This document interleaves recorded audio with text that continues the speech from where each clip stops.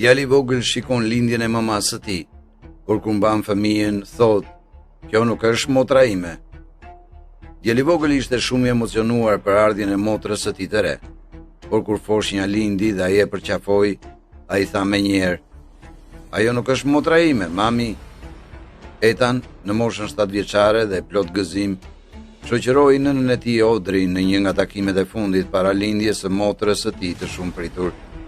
Në muajin e 8 të shtatzanisë, Audrey tashmë po ndjente rritjen e ankthit, por ai që me të vërtetë numëronte mbrapa çdo sekond deri në lindjen e Claire, ishte Ethan, i cili mezi e fshihte gëzimin e tij. Sapo hyn në dhomën e ekzaminimit, Ethan i qëndroi pranë mamas së tij, duke parë çdo lëvizje. Dr. James, duke buzëqeshur, uri shkëlqimi në sytë e djalit dhe pasi kreu kontrolle të rutinë, tha me shaka, duke sikur kemi një vlla të madh këtu, apo jo?